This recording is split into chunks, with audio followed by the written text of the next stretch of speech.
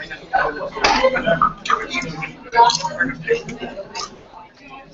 how has it been going so far? Everyone's been happy with everything? If you have any complaints, don't you?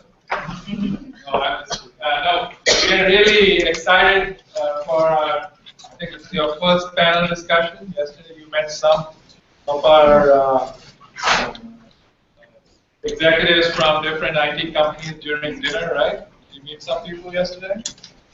So today we are going to do a panel of our current students.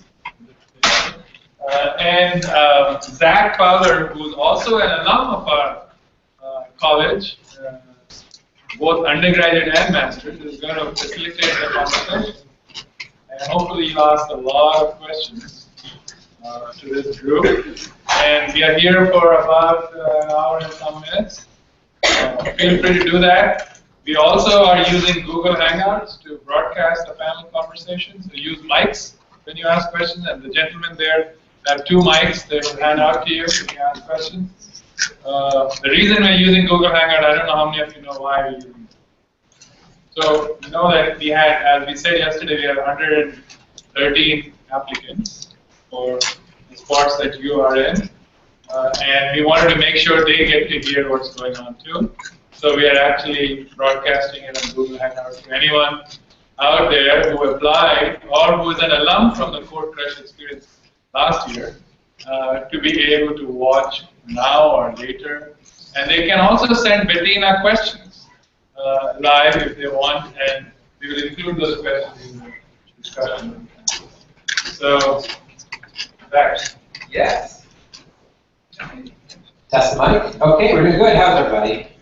All full from lunch? Very good. Okay, so like Deepak said, this is our first panel of 3. All of the ladies up here are current college students here at UNO. My name is Zach Fowler. I work at UNO. I've been here for a bunch of years, and I help manage a group of students that work and do websites and development projects like apps and things. In fact, some of them are actually on the panel here.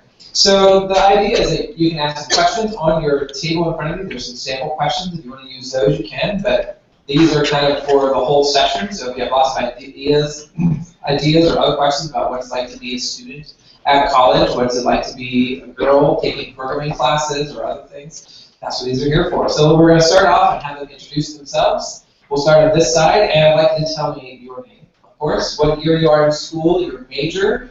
Do you live on campus? We got a whole list now. And then, who is your mentor? Okay, well, I'm Cassie Tucker. I am a senior dual degree student in IT innovation and history. Wow, I forgot all of those questions. Do you live on campus? I live off campus. And who is your mentor? Okay. Mentor, I have a lot of mentors from all of the different things that I'm interested in. Zach is one of them, because I work for him. And then, yeah, no problem.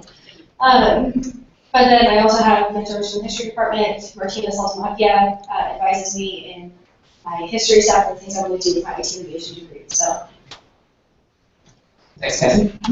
Hi, I'm Kat Slump, and I'm a sophomore here at UNO in the major of IT innovation.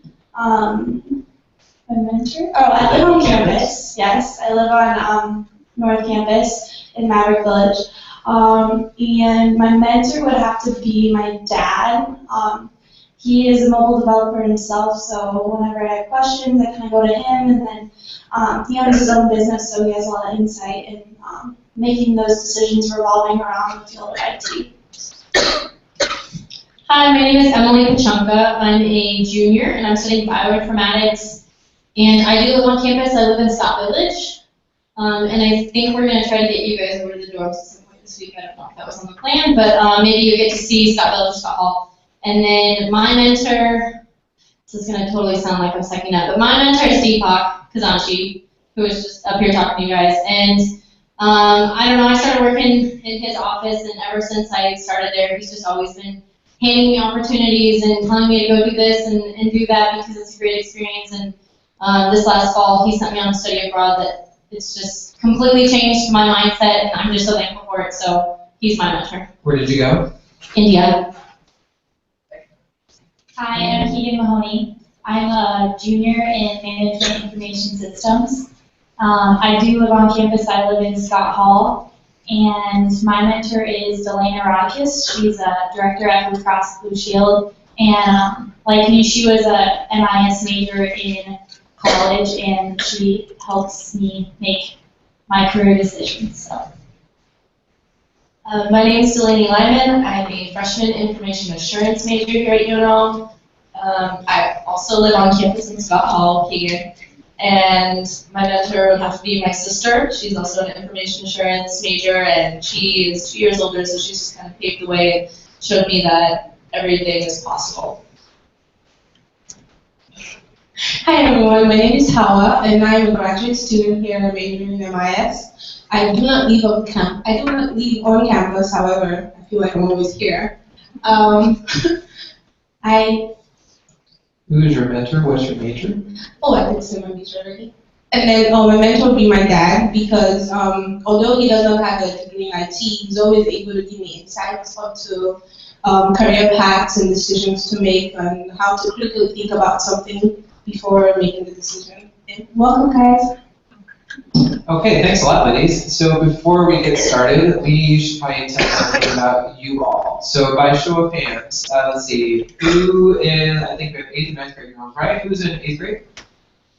Okay, thank you very much. And who is in 9th grade?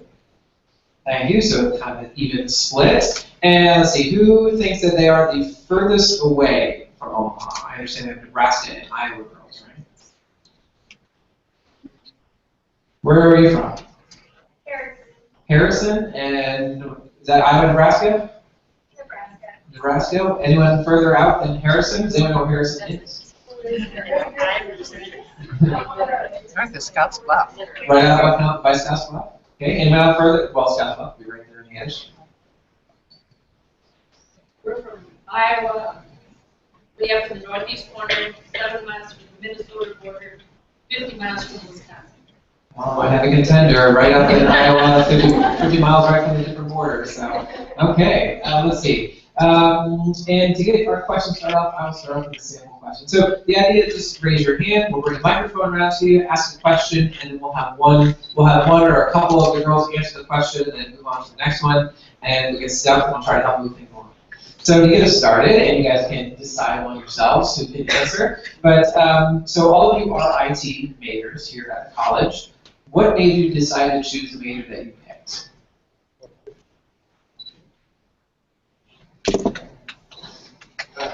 So my first degree was in computer engineering, and I learned how to build stuff and code in C++. And then I started to look at a major that would allow me kind of interact with people from different backgrounds. So people that would have ideas on what they want to code, what to build, either project management.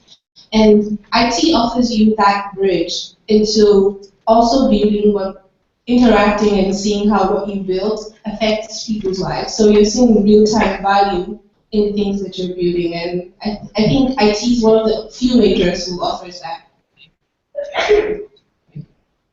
Like I said, my major is information assurance, and I ended up choosing that one because of my sister. Like I said, she decided to do information assurance about 2 years before I did. So when I was a sophomore and I was thinking about what I wanted to do for college, and I knew really nothing about it, but I knew that I'd always been interested in technology. And she told me everything that she was doing in that field, which is basically just the security side of computer science and making sure that hackers can't get into it. So, in order to protect against that, you have to kind of learn how to hack yourself. And I thought that was just incredible and something that I really wanted to learn how to do. So that was fine. Exciting.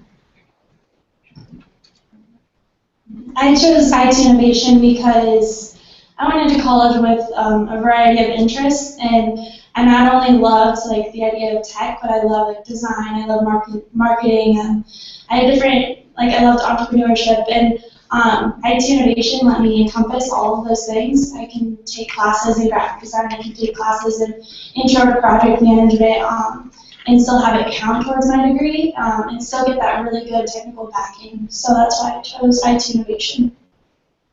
Okay, thank you very much. So let's go right out to the audience. Just go ahead and raise your hand, thank you. And one of the guys will come and bring you a microphone. If you're watching this on Google Hangouts, there should be a place where you can submit a question. And if you have a question, it'll come through to Bettina. Bettina will give me a signal and we'll pass the microphone and give the question out aloud. Thanks. Who are you? So give us your name and your question. I'm Mackenzie. Okay, well, did you guys always want to do this? Like, when you were in high school, did you think that you were going to go into IT, or did you think that you were going to go into something else? When I was in high school, I thought I was going to be an English major, and I wanted to write, and I wanted to travel.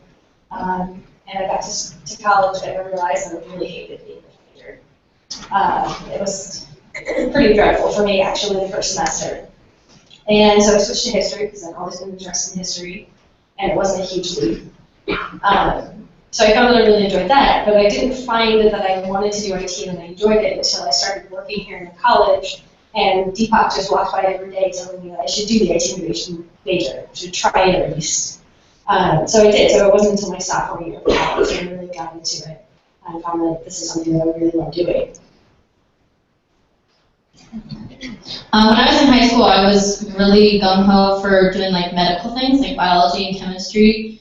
And that's what I was going to do when I first originally signed up to come to UNO, but then I started looking into some other programs and I ran across bioinformatics, which takes into account what I wanted to study, and it also added on the field of computer science. And I absolutely had no idea what computer programming was. I couldn't have told you anything about it at all. And then I came and I was like, okay, we'll just try it out. And I took my first programming class and I absolutely loved it. It was so much fun, and it was like figuring out and like putting puzzle pieces together. It was just logical, but then it was mathematics. It was just everything that I could hope for. So as I'm diving deeper into bioinformatics, I've run across that it's just so interdisciplinary.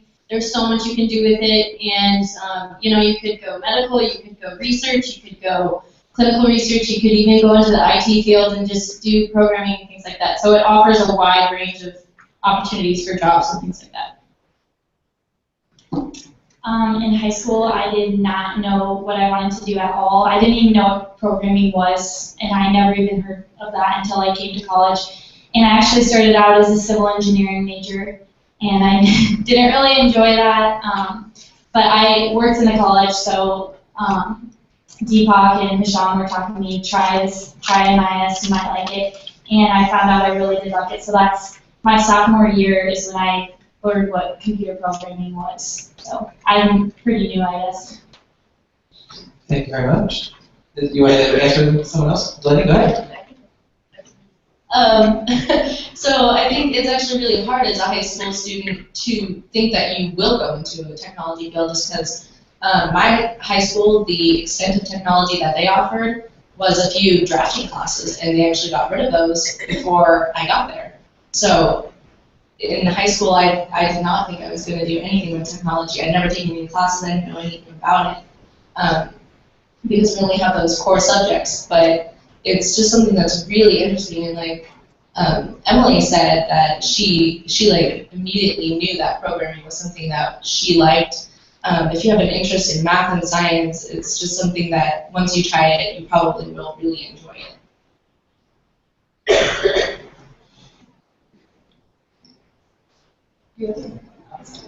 Okay, so you guys are really lucky. A lot of us came across IT by coincidence or by accident, and you guys are at a program that is for like tech and IT, which is awesome. Because I found IT when I was a sophomore in high school.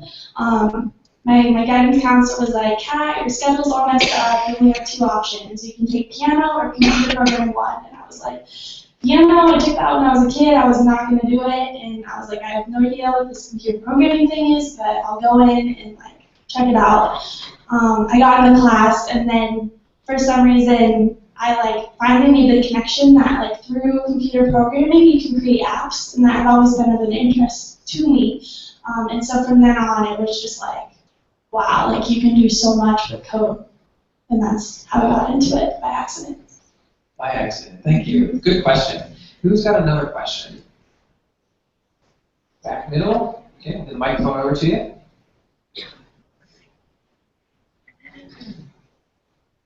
Yeah, go ahead. Tell us your name and what's your question. My name's Annabelle Sanko. What can you do with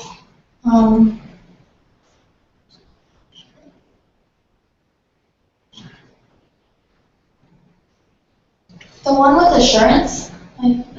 Yeah. So what's your question?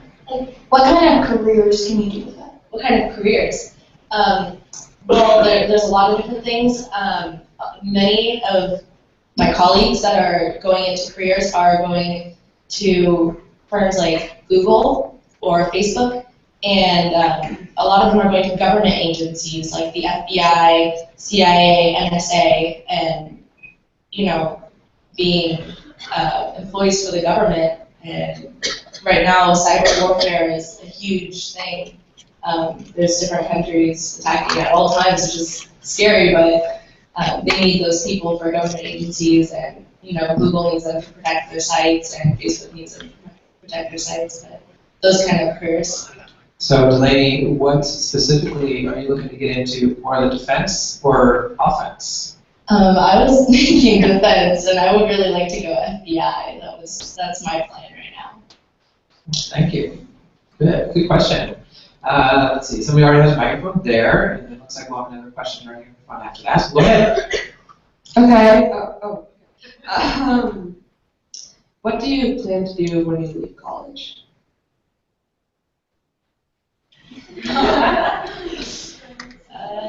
Okay, I guess I hope that I'll get hired, hopefully somewhere on the West Coast would be my dream, and to be working for a startup would also be awesome, but if not, anywhere on the West Coast, I kind of want to go see how Silicon Valley is going to be, just because there's so much innovation and everything out there with all these new companies popping up there, and it's just a fast-paced, fun, exciting environment. But specifically job title, I would like to be a project manager. So someone that can help a development team organize and plan what they're going to do. And also it's a lot of talking with the business, so you have to be comfortable talking with people and finding out what does the business want, what are they trying to achieve, what's their goal, and then talking to the developer and saying, can you guys do this, and how soon can you do it, and that sort of thing. Kathy, what do you want to do after you do college? When I graduate, I'm planning on going to graduate school after this to finish my course in history. But after that, I would like to work for universities and museums, building tools with the computing background that I have to help put their like the documents that they have and all the tools they have out there for the public to use to make them more accessible and interactive and usable by a broader spectrum of people. Right here in the front next to Bettina. Go ahead. For bioinformatics or whatever, informatics, how far do you have to go to get a career in that, like as far as graduate and master's and PhD and stuff? You probably want to maybe do some kind of graduate school, like there's different masters, but then there's like a PhD program. We do a biomedical informatics here as a graduate program. But I'd say you probably want to get some kind of graduate work done. But there's a lot of different ways that you can go with it. Like I might go medical with it. But then the other thing too is that, at least from what I found and what I've heard, is that a lot of the jobs for like if you're going to be like an actual bioinformatician, a lot of the companies are more like on the coasts.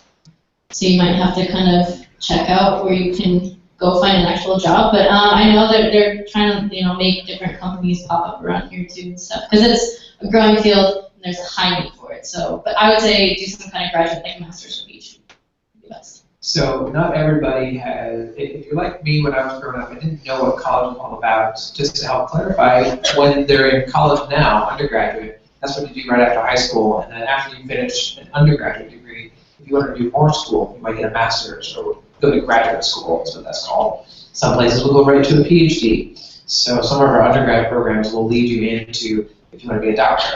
And that's kind of what I was talking about too. So, okay, thank you, Emily. What other questions we have? We got blue shirt back there. and then we'll have Lucia here.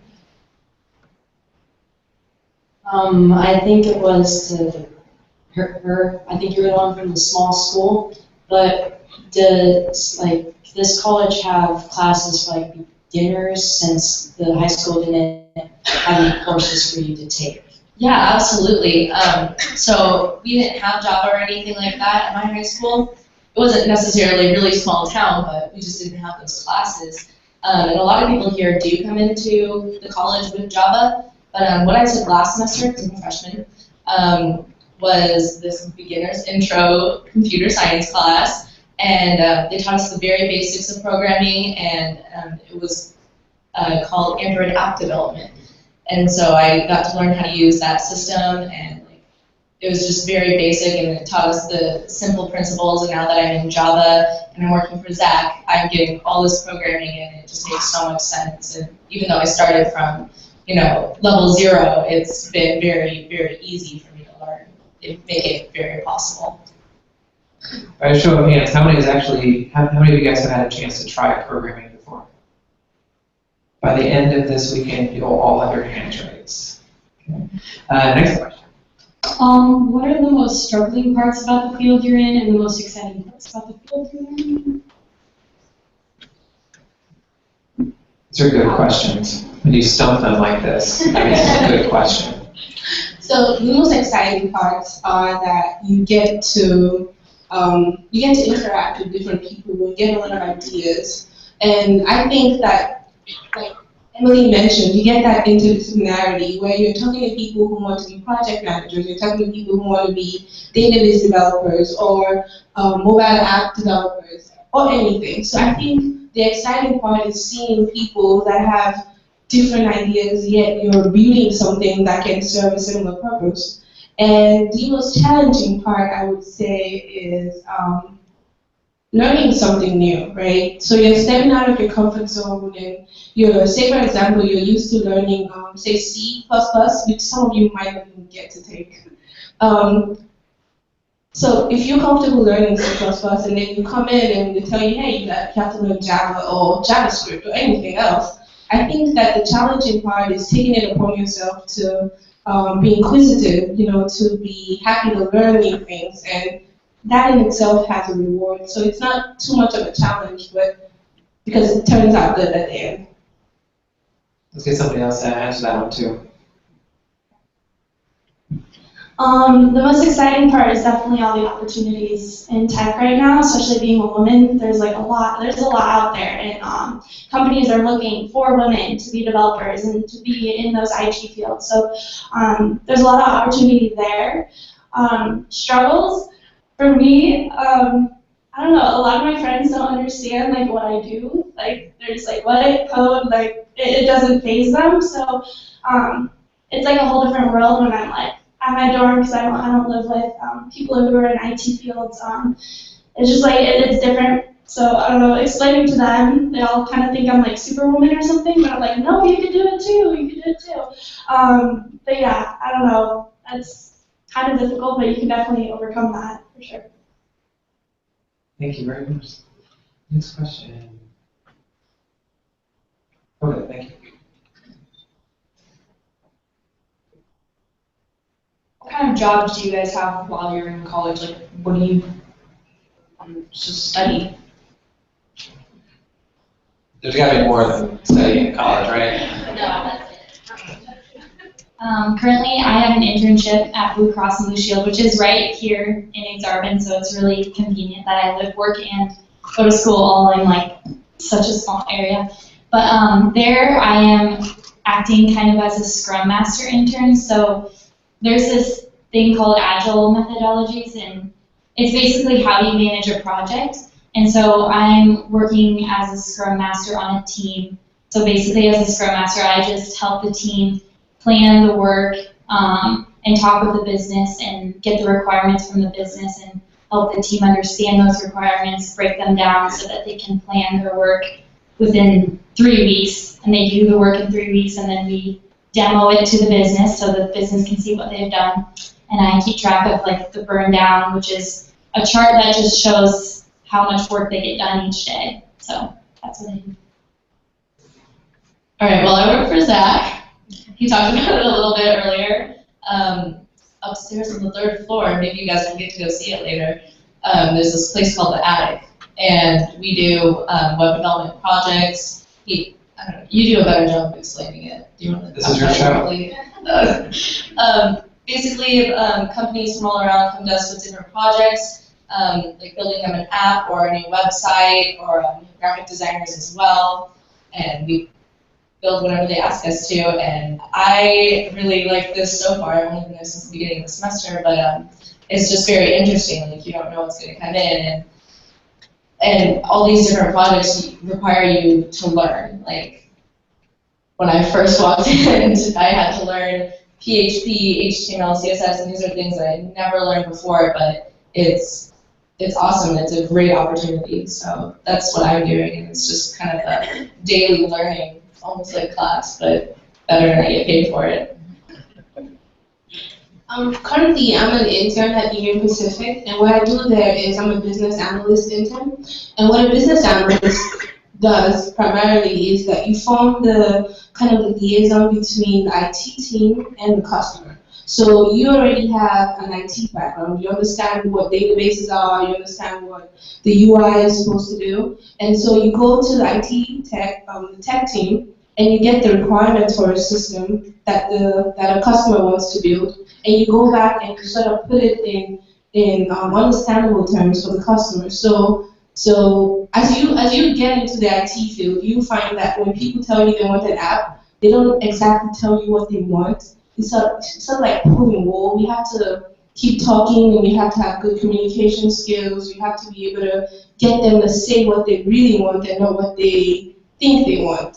And I think that's a really exciting position, because you're not only getting the IT feel of what the corporate world is, but you're also getting a business feel of what the world is. And I think come June, I will be starting as a database developer, which is what I really want to do. And what a database developer does primarily is you're building the database for, the database is kind of a repository where a company stores their data regardless of whatever kind of company or industry that you find.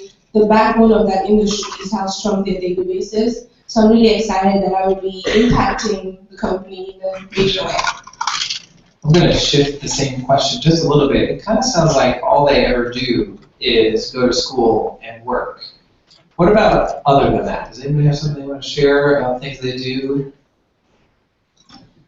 So like I said, I have a lot of interest in tech, but I also have a lot of interest in entrepreneurship. So I'm actually the chief marketing officer of our CEO club at NAML, and so I'm one of the few technical people in that group that it deals with like entrepreneurship, creating businesses, which you need technical people for that as well. So I serve as that.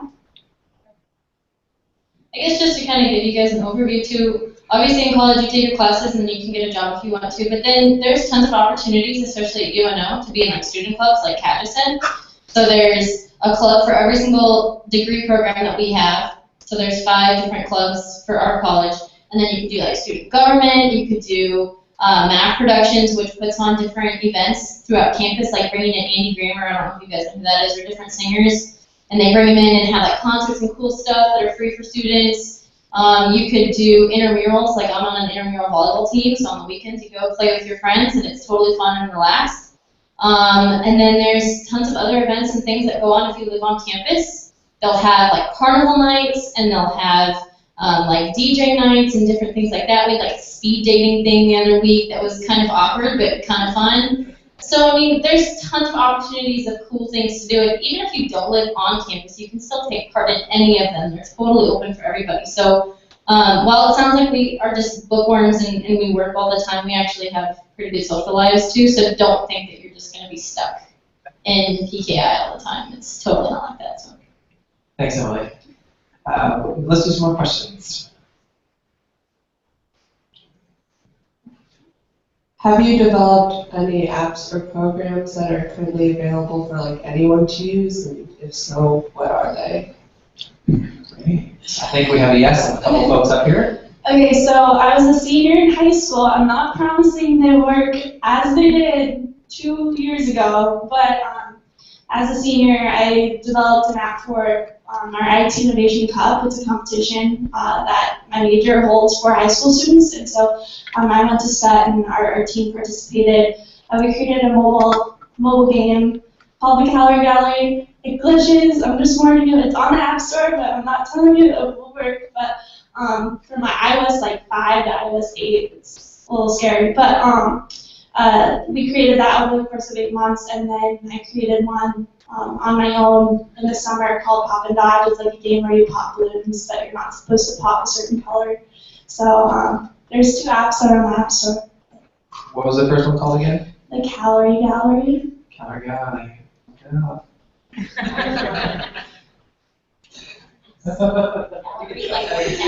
Like the Calorie Gallery. Pop and Dodge. I think we're looking That is a glitch. I'm sorry. I haven't developed anything, but I'm just going to tell you guys right now, tomorrow you guys are taking a mobile app development class with me. So we're going to use, actually the intro programming class that Delaney had mentioned, you guys are going to be using that same thing. So you're pretty much going to be taking a college class, which is kind of cool, I guess. But you guys are going to be learning how to use the software online. You can build your own apps, and it's totally cool, and you can put them on your phones, and you can do whatever you want with them. So you guys are going to be able to say yes to your question tomorrow morning. Cassie, I think you have built something or another that is actually out there. I have built several things for Zach because I work up in the attic as well. So we have websites like ShowDO, which is for the Alumni Association. Probably think of all the projects.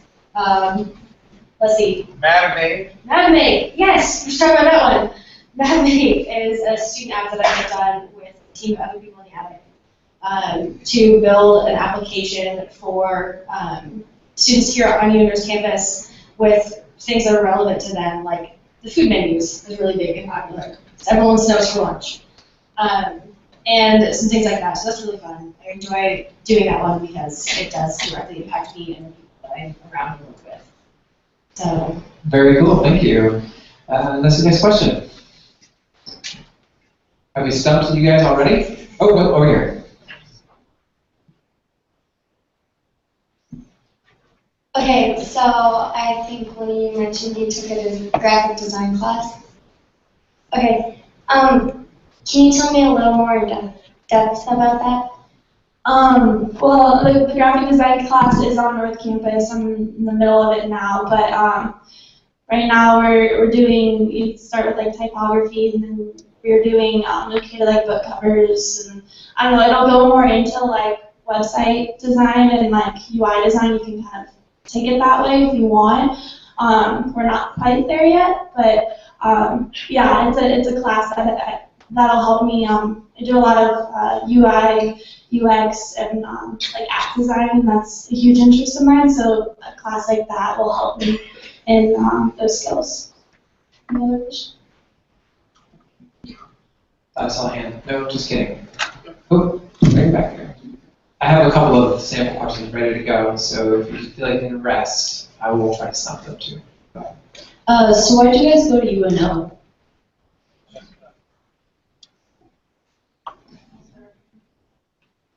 I'm from Omaha, and for a really long time in high school, I was like, I am not staying in Omaha, I'm getting out of here, I don't want to live with my parents, I'm so sick of them, blah, blah, blah, I'm a teenager. And then you get closer, and then you start looking at like the actual programs that the university has to offer, and it just, I don't know, it just really appealed to me because the programs were great, but then I also like the size of UNO because it's a big campus, but it's not huge. Like if you go to places like Kansas State, I don't know, things like in California, they just get so big and you just feel overwhelmed. But then you could go somewhere super small that's only got like 2,000 people on it. And yeah, while the class size is great there, sometimes it's kind of nice just to be in a more of a community environment, like if that makes sense. So this is kind of like medium size. So I really like the size of it because the classes are still small, but they're not too small.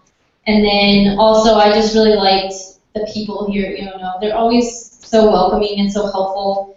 And if you go into any of the advisor's office or any of the dean's offices, they will go out of their way to make sure that what you need to be done gets done. and they do it with a smile on their face, and you feel so welcomed here, no matter where you go on campus. So I think that's what mostly appealed to me about UNO. Okay, well, I was like Emily. I definitely did not want to stay in Nebraska. I'm from Papillion, so I was like anywhere far away. And I ended up applying to a bunch of different colleges. And here at UNO, there's just so many opportunities, and there's a huge amount of respect for women that do go into IT. We have all these initiatives like CodeCrush, and there's so many other things that we do around here to support women in IT. Keegan has a lean-in group for women in IT. And so when I applied here, I also applied for the Scott Scholarship, and that is basically a free ride. It's housing, it's food, it's books, it's tuition, it's everything. And as a woman, as a guy, I guess it's a lot harder to get that scholarship, but as a woman, it's a lot easier because there's not as many applicants.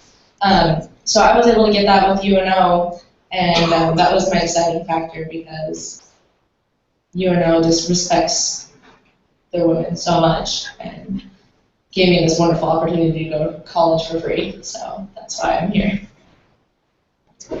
I would say it was the opportunity to come here, because when you come here for orientation or for your first day, just looking at the amount of opportunities that you have after graduating from UNO. I mean, I feel that it's a college where you come and halfway through you can get an internship to find out if you're really doing what you want to do. If you're in IT and you're in web design, you can get an internship in web design and then come back and say, okay, maybe this is not the best field for me, and then you can move on to maybe MIS, anything else. So I feel that UNO gives you that opportunity to balance finding the right fit for you. And there's a lot of scholarships, like the other ladies mentioned, there's a lot of scholarships and opportunities that you can apply for. And the environment is so awesome. People are really nice and friendly, and I feel like when you have a problem, anybody that you go to takes it upon themselves to help you fix it, and the advisors are so accessible and everything. It's a great place to be. Thank you very much. Question up here in the front. About how many girls are in each of your classes? That's a good question. Usually, well, in a lot of my classes, sometimes I'm the only girl, and if there is another girl, there's usually like one other girl. So probably I'd say, for me, like 2 girls per class, and there's like 25 guys. So it's kind of intimidating, but sometimes it's nice because you feel special, and then sometimes it's not because you feel like kind of disconnected sometimes. But usually if you make friends with the other girls, like I've made here, we have each other as a support group, and we start a lean-in group, so like we can vent or we can like help each other with our classes, because sometimes if you feel like you can't go to the guys to ask for help, then you have them. So it's nice to have them. I guess as a freshman, there might be more, maybe that's it. But I have found that I have on average 4 in each class, myself included, so me and 3 other women. And like she said, it's really nice because we definitely do lean on each other in those classes, because as women there, I mean, not to say we have a chip on our shoulder, but you don't want to, if you don't know something or something's not clicking, you don't really want to ask the guys, you want to figure it out for yourself and prove that you can do it. So it is really nice to have, just those other women in the class, and you really do like form bonds and like try to get through things together. So.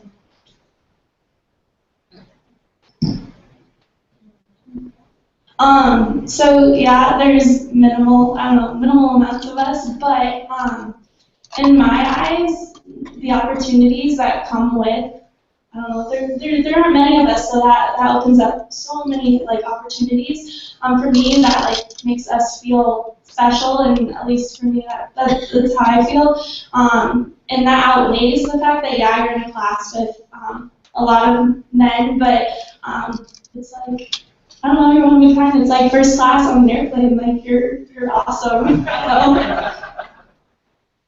I like that. First class on airplane, just in programming 101.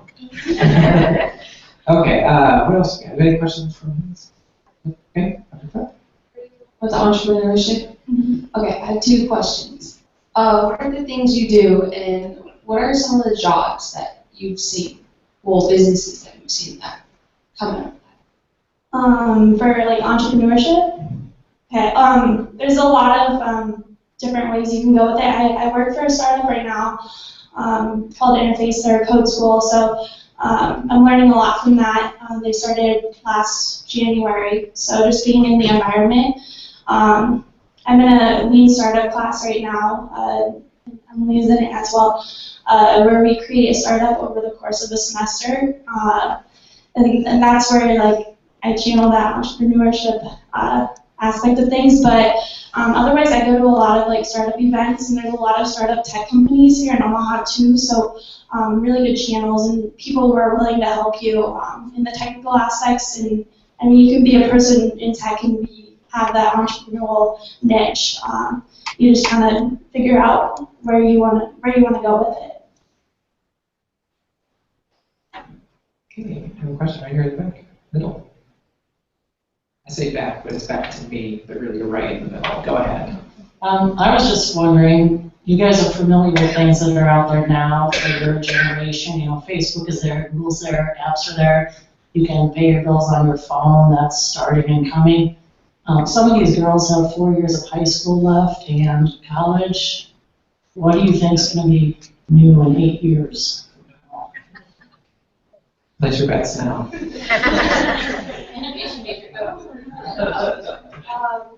Holograms. I think holograms.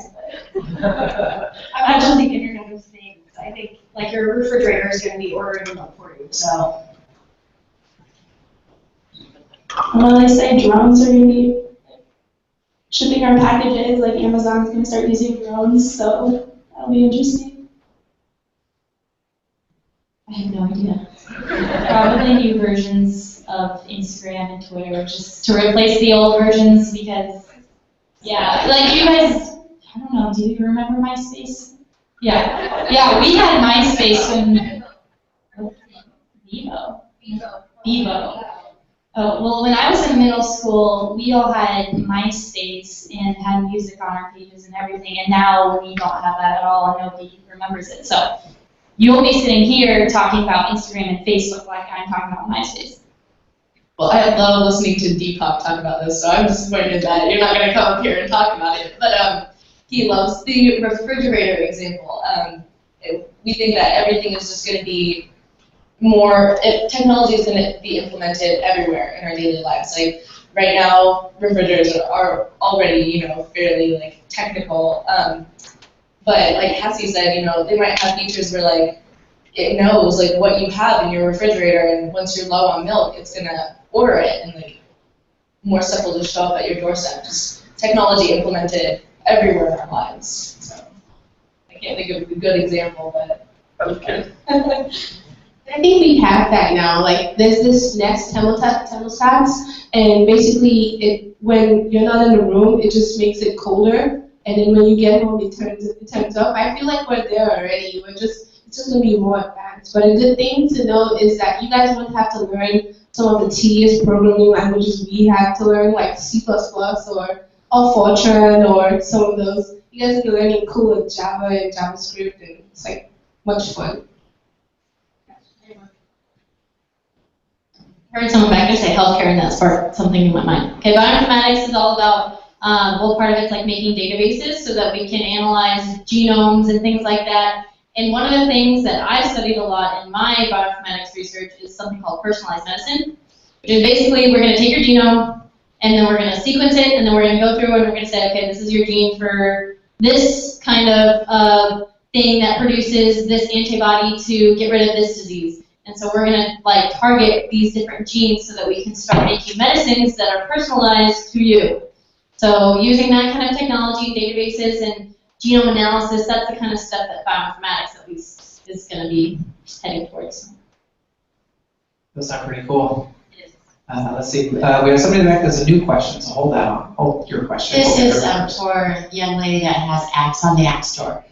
I was wondering if they were on the Droid side, because I was told once that getting apps for iPhones is a pretty tedious process. I only went the iOS route. It was difficult. Apple, yeah, it was very tedious. I had to ask my dad for some help in that area. Yeah, Android is a lot easier when you're trying to deploy it. But I don't know, I had an iPhone. A lot of my friends had iPhones, so I decided to go that route. It takes a while for Apple to accept an app and go through it. They have to check it, and then they can put it on the store, and then updates take a while. It's a timely process, but it's the App Store, so. Go ahead. Okay, added on to what my teacher said. That's my teacher. Yeah. Okay. Never mind. From what she said, like just technology-wise, what do you think would add it on to like healthcare besides like personalized medicine? What else do you think would be added on to improve that like life expectancy and stuff like that? Like, what do you think is going to like be developed? I don't know. I'd say they're probably gonna start doing things like using technology, like with surgeries. I know they're kind of already starting to do that kind of stuff, but like using technology. Okay, I'm gonna confess. I've been watching Grey's Anatomy lately, and they just bought this new machine for Grey's Anatomy where it does surgeries with this machine thing. So I would assume things like that, or microbes, like there's this thing called like nanotechnology that they're thinking maybe nanotechnology is the new thing that's gonna like find a cure for cancer. And so I mean I couldn't really tell you specifically what they're looking at, but I know like there's another thing that I studied. It's called pre-symptomatic testing. Basically, they take a sample of your blood and they're gonna test the likelihood of you getting Alzheimer's or something, and they're gonna tell you, okay, you have a 60% chance of getting Alzheimer's when you get old. What do you want to do about it? It raises a lot of ethical questions, but I mean, things like that is the only thing I know about is like analyzing your genome. Does that kind of answer your question?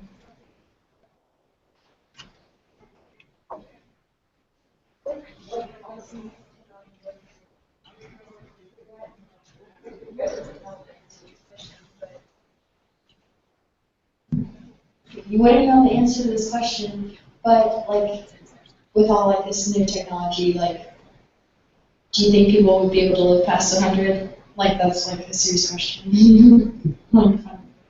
I mean, I would think with the way that things are going, yes. I mean, we've already increased the life expectancy just based on increasing our knowledge about drugs and medicine. So if we can start implementing technology, we can do things faster, more efficiently, and catch diseases before they happen, or catch cancer before it starts, turning into stage 4 or whatever, So I think that with the direction things are going, the life expectancy will start to increase itself. But I mean, it still is. I mean, medicine is always improving and it's always under research and things like that. So I have no idea.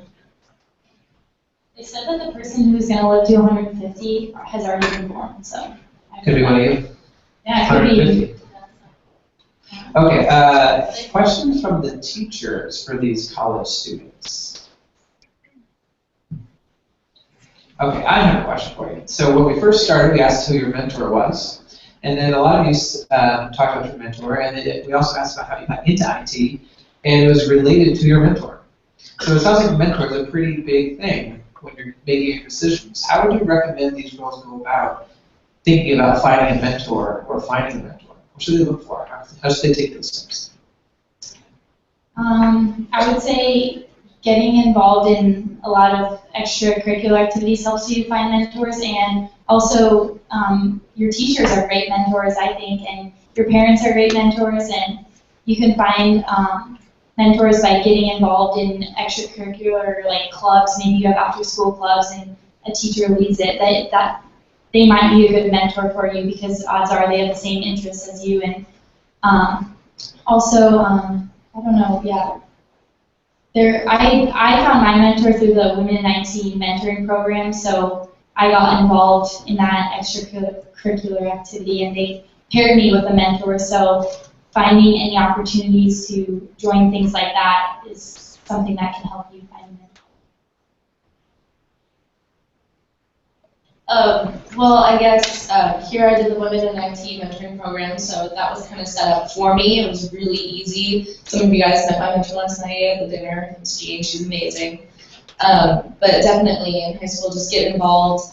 One of my favorite teachers who was a history professor, and I thought, you know, we're just kind of different because we didn't have the same interests, but I thought she was very neat, invited me to come to a broadcasting club event, and she started that up on her own, taught herself what she needed to know about all this different software, and she started this whole club up and invited me as a woman because she had already had too many men, and that was definitely something that got me interested in IT. I learned so much in broadcasting club after school, and that teacher, so it was just such an influence on that. So getting involved and finding adults that have the same interests. And I think if you're at like a presentation that you hear someone that inspires you, even if you don't know them, like reach out to them because chances are they want to help you, and you can learn a lot from these people. You just can't be afraid.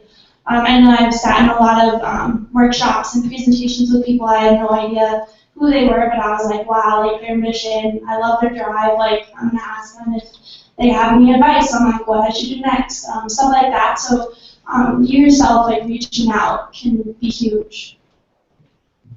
Thank you very much. Question, one in the back there, yes. A lot of these girls going into high school have decisions to make on what classes to take, and a couple have mentioned they didn't have coding classes or IT. So as there's such a focus, I think, counselors, teachers, the right class, what are you going to do, and they have no idea. What classes are essential that have prepared you to be successful in what you're doing now? When you look back, you're so glad you took what? I didn't take any programming classes in high school, but I think what helped prepare me was that I took a lot of math and science heavy courses, and if that's something that interests you, I would strongly encourage you to take those courses. Because yeah, I didn't have any sort of programming, but I came in with the problem solving abilities to get through these classes because I had those, like, I took AP chemistry and AP calculus, and those sorts of classes helped me a lot. Also with high school students, if you can take advantage of the AP or dual enrollment classes that your high school offers, I think that really helped me. I came into college practically a sophomore with how many credits from dual enrollment I had. So, yeah. I think being able to write helps a lot. I mean, I think in all of our classes we have papers. We have to figure out how to communicate like our ideas effectively through writing. So that's something that helped me a lot in high school. Made me write tons of papers, and I dreaded it, but I came into college and writing a 5-page paper was nothing, where like the people around me were like, wow, I can write a 5-page paper. I'm like, it's easy, it's fine. But yeah, taking those English writing courses, AP English, if you have our AP Comp and Lit, will help a lot. I just wanted to add that when you come into college, there's no assumption that you come in knowing everything. So even if you have an interest in a field that you want to go to, maybe IT innovation, web design, don't come in thinking like a teacher's going to expect you to start writing JavaScript or HTML your first day. So they're going to put you in foundational classes where you can take things, take classes to help build your interest and find if that field is for you. And I would say, I don't know if this freshman seminar is there. Freshman seminar class, I would say take that class seriously because that's the first class you get to take and interact with people that are like-minded, and you will also find people who will be in those classes will be undecided about the major or the route they want to go, and sometimes talking to people who might have the same challenges as you do might help clear your mind and try to find a path for you, and so that would be a good route. I would also say that it's really important to pick the right classes. Like, you should definitely have a good math foundation, maybe writing foundation, things like that. But it's more important, from my experience, to pick the classes that are hard, that challenge you. You have to really work outside of the classroom to do well in, because that's going to prepare you for the critical thinking and the decision making you're going to need in all your college classes. So you're going to come in, even if you don't know any programming in your first programming class, you're going to have the problem solving skills you need to learn it. So I think that's really, really important when you're choosing the classes as well. So challenging yourself along with taking the right classes. Cool, thank you, ladies, not guys, excuse me. Some more questions in the back. I was just wondering if you think the 3D printers are going to have a huge impact on IT in any way. You haven't really touched on that at all? Well, yesterday at work, we were just talking about a project that that someone called Zach about, and they needed use of a 3D printer. I have a couple friends from high school that kind of just played with it as just something to do in their free time, but they were able to implement that in one of the engineering classes that they had, and they brought that in, showed the teacher liked what they had done, and they started funding for getting one of those printers so that they could use it in class for lessons. I don't know a whole bunch about it and like what it could be used for, but it seems like very useful to me. I think that the 3D printing is definitely going to be an interesting and useful thing to add to a lot of different fields, including, I think, I was told yesterday that Deepak was talking about me in 3D printing. So I think that it adds a lot of hands-on interactivity for settings where that might not be usual. I also don't think it's the end-all be-all that people kind of laud it as, but I do think it's an interesting alternative to some of the tastes that we have now. Thank you very much. Let's see, another in the front.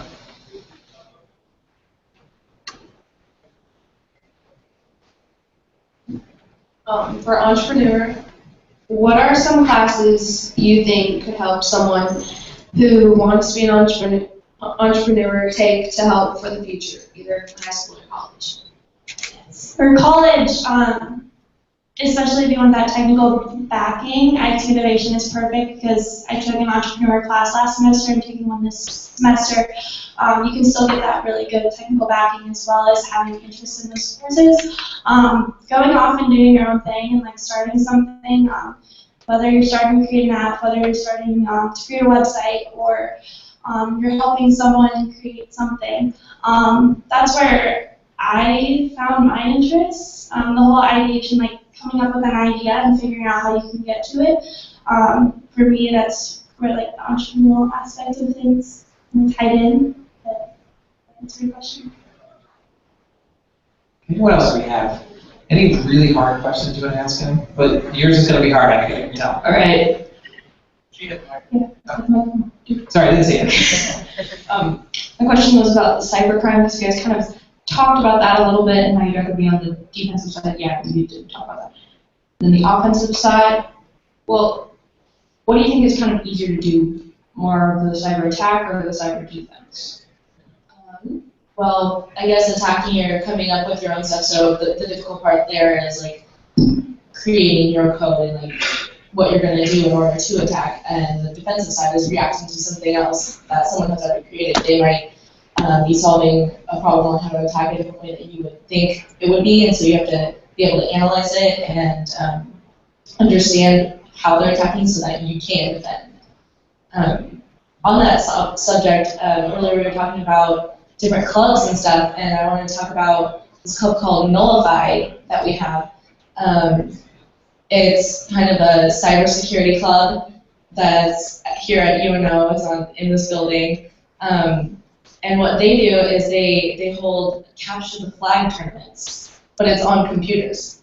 And so they have different challenges with like reconnaissance and reverse engineering and just all different categories. And the goal is to hack something or be able to find something and get a key, and then that gets you like a certain amount of points. And they hold these tournaments, and they're sometimes one day long. I did one in high school, and it was, I think, a 12-hour day, and it was crazy fun. And then the ones that they have here sometimes go like 2 days, and they have to take turns sleeping. But if you guys are walking around and see some of those flyers up, it's a really neat club and something that you guys should look into if you. Okay, so there's obviously being technological advances being made. And you've talked about like how your refrigerator could be able to order your milk someday. Do you think that's a negative effect on human society, being like you won't have to go to a grocery store and meet people? Your refrigerator will order it for you. Do you think that's going to be a negative or a positive effect? I think I know what Deepak would say. Well, I've heard him talk about this before, that's why. But the fact that our refrigerator can order us milk now takes off a task that's kind of just like menial, our focus is no longer going to the store and buying milk. Maybe now we can focus on solving bigger problems like ending wars or finding a cure for cancer. So if we no longer have to worry about doing all these small tasks, we can focus on bigger things. And so I think that it won't be a bad thing. I think it could be a good thing. So.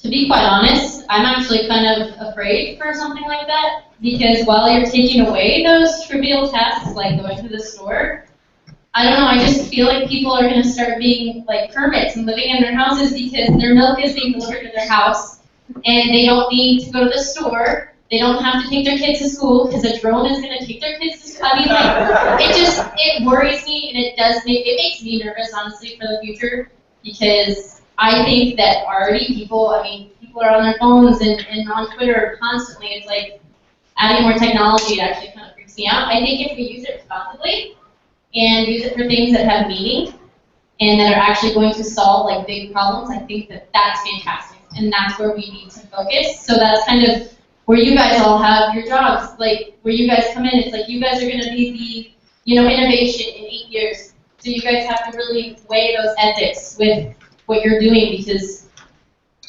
we don't want to make people lazy, like in what is that movie, WALL-E? We don't want people becoming like that, because we're humans. We need interaction. So we need human-to-human interaction. And the more you implement technology, the less you get that. So yes and no. If it's used responsibly, it's awesome. Otherwise. We need info security people to be monitoring these things, especially with everything new coming out. We need to make sure it's being used the way it's meant to be used and not broken.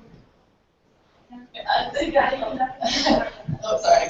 On that topic, you were talking about Grey's Anatomy earlier. I was watching an episode of something recently where a surgical operating machine was hacked, and the operation went wrong. It was eye candy. If you watch that, it's really good. But yeah, definitely, we need security people monitoring these machines, making sure that they don't get hacked, that they work properly, because suddenly these people who are having the milk delivered don't know how to drive, and can't get to the store. There's no other way for them to get milk. That's a problem, I guess. If they can't get the resources that they need, we need to have people there to make sure that everything works properly. Okay, thank you. That was a big question. Yeah. We have a microphone already out, so here. Thanks. Okay, we've kind of touched on this a little bit, but as educators, we're constantly trying to foster creativity and critical thinking skills in our students. And so I guess my question to you is, were you all just born this way? Because obviously you have a lot of creativity, a lot of drive, a lot of critical thinking skills going on. Was there something that happened that sparked in your high school, or was there that aha moment, or did you all just have great parents, or is there something as educators you wish that, if my teacher would have done this, I might have been able to do that, or if I had this opportunity, I might have gotten here sooner? Because our early education, we teach kids to stay in line, answer 1, 2, 3, 4, 5, 6, 7, 8, 9, 10, and now in middle school, I'm trying to get them out of that, and it's kind of difficult. Do you have any insight to offer on that? Is the question how to get more creativity, or how to instill in kids to use their creativity and to be critical thinkers? instead of just, do the minimum. I know a lot of you alluded to the fact that you take accelerated classes, but is there any class that you took, or is there any trick that some teacher used that woke that up in you? Yeah, I would also I said to take a lot of those math and science heavy classes, but I also think you need to take some fun and creative, interesting classes and give yourself a diverse group of classes. For example, I was also in yearbook, and I did that for 2 years, and I was a design editor, so I designed all the pages, and that class, although it wasn't a tech class, it wasn't math or science class, I was using Adobe InDesign, so I was using technology. They just gave it to me. I just figured it out on my own and designed pages. So like taking classes like that, where in yearbook at my high school we had an advisor, but the class was just kind of like you come in and we have these students and you just make the page. There's no direction like what to do. So I think finding classes like that is good because the students got to basically make the class for themselves. Be creative, also using this technology. So finding having a diverse group of classes is really important, I think, also, not just math and science only. Well then, something that teachers can do, I don't know about you guys, but I always love the projects where they gave you some guideline, but not much, and you could go and do whatever you really wanted with it. Because I was always like, yes, I gotta do my own thing, like, gotta come up with something and use that creative aspect of things. In projects especially, so giving the students the ability to be creative with what they're doing, yet like still learn materials and kind of add their own twist to it.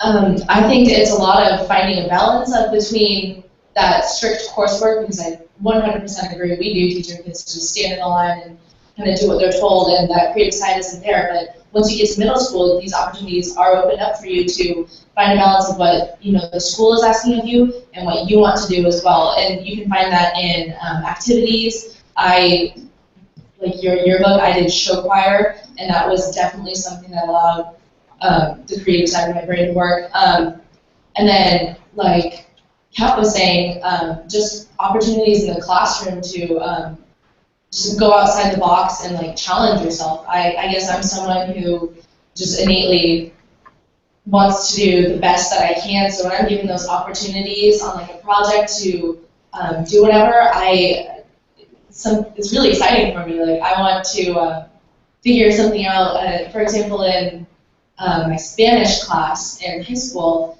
we were given these projects where we just kind of had to figure out a way to do a project with the language, figure something out, and a lot of people just went to like a cafe and they wanted to just talk about the different food, and I wanted to go back to my elementary school and teach these kids a couple different phrases and made up or researched Spanish board games and taught them those games, and it's just those kind of opportunities to challenge yourself and figure out what you're interested in, find that balance between doing what you're told and being able to express yourself and be creative. So take advantage of those creative opportunities so much you can push those boxes. Cool.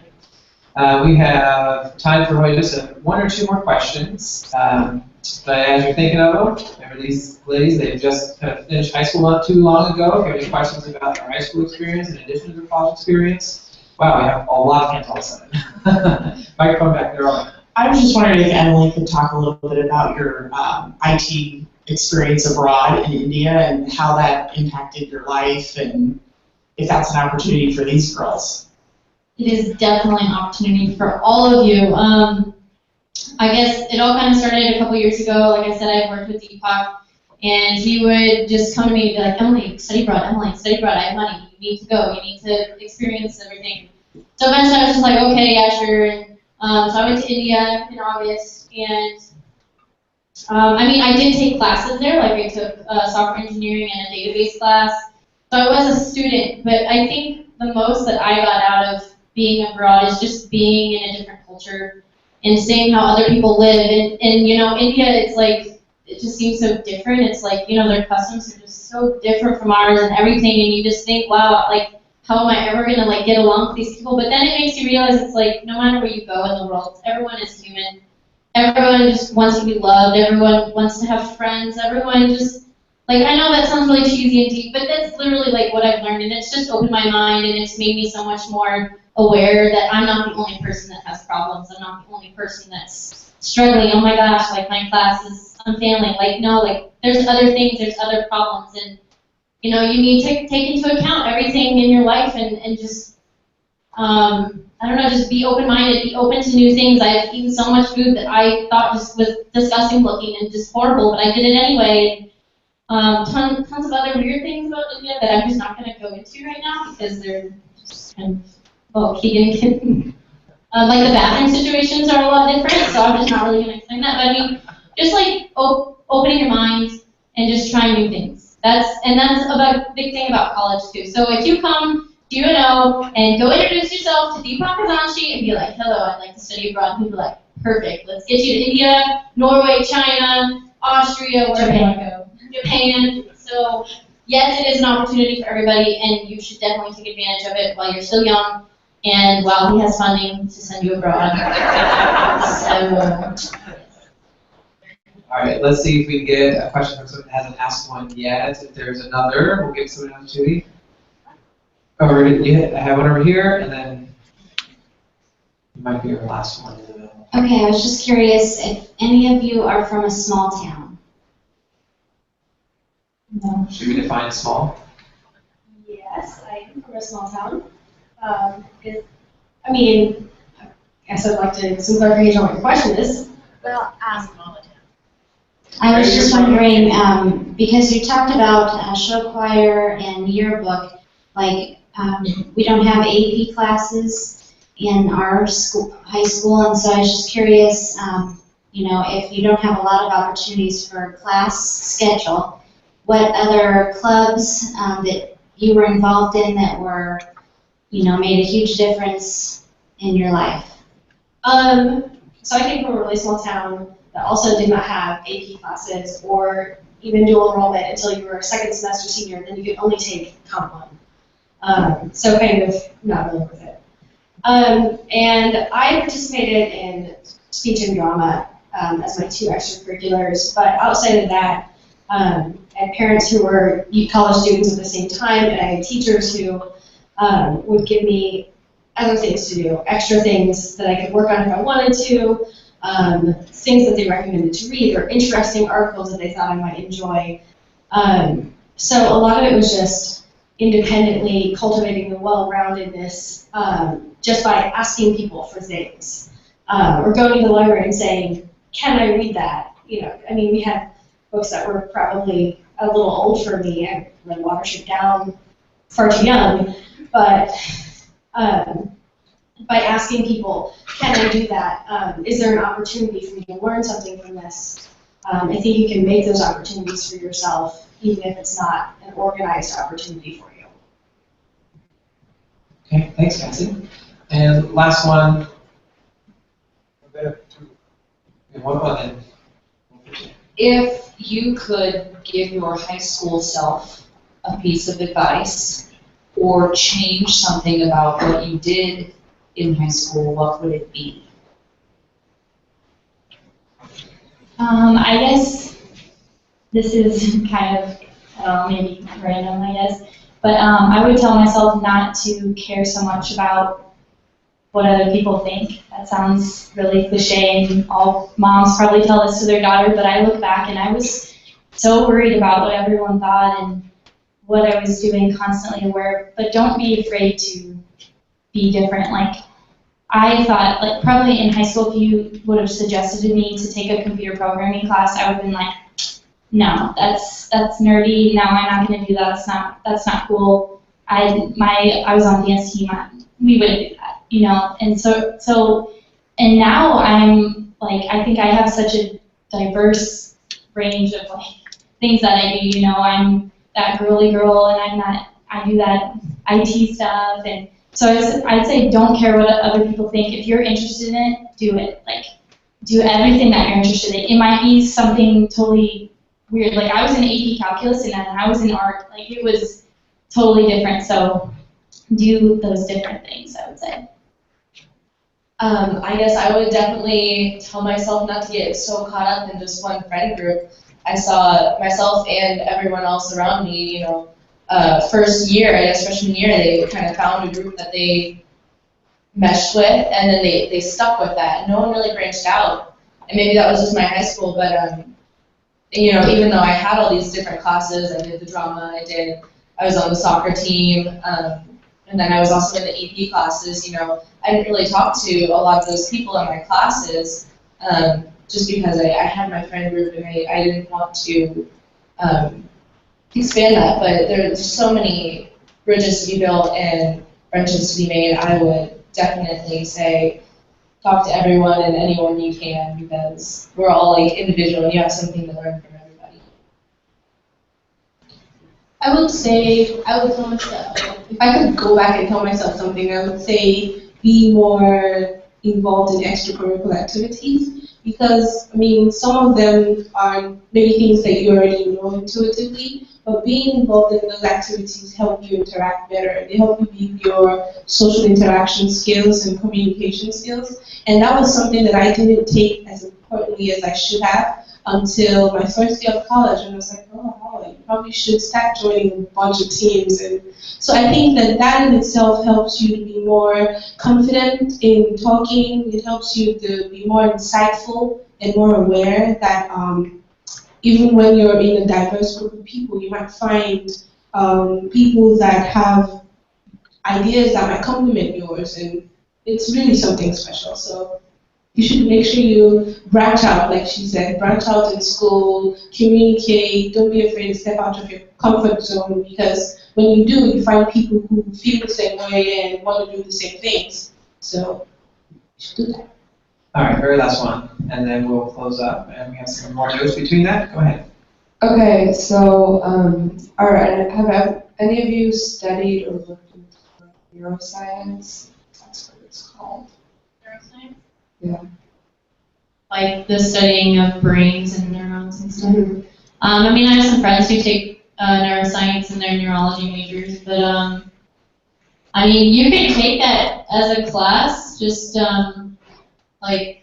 you can take the intro class, and if that's something you're interested in, I guess this kind of echoes throughout anything, if you're interested in any topic like neuroscience or history or anything like that, and you're like, well, wow, I really don't know if I'm into that, just take the intro class, because there's an intro class for so many different disciplines, and then that'll give you a feel of wow, I really, really enjoyed that, continue on with it, or you can even join a club. You don't have to be in that major to join a club. You could join the bioinformatics club if you're a graphic design major. Who cares? So just branch out. You can always take the intro class or talk to people about it, talk to your advisors about it, just check it out. But I've never personally taken neuroscience because I heard it's really hard. Definitely go for it. If you want to do anything, go for it. Yeah, I kind of had a follow-up for that, if you have time. Go ahead. What kind of things do you see in the future with neuroscience and with the IT? Keep hitting me with these questions and I don't know the answers. If you know them. I honestly couldn't tell you. I'd say just improvements in different types of treatments of Alzheimer's or different Parkinson's disease, things like that have to do with the central nervous system. I would say just improvements in predicting and taking care of diseases. All right, well, thanks everybody. We're going to wrap up this panel session, so let's give a hand to these.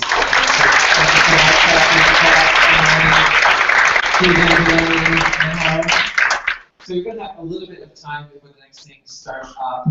Amanda's going to probably talk. I'll let Amanda talk about 11:45 or 1:45. So you have a little bit of time between now.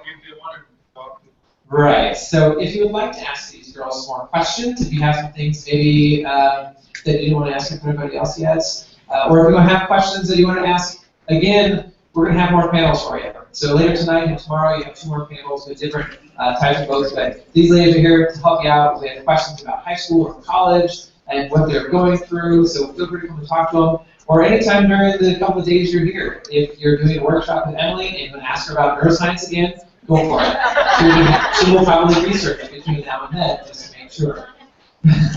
Okay, so thanks everybody for your questions. Thanks for paying attention, and break.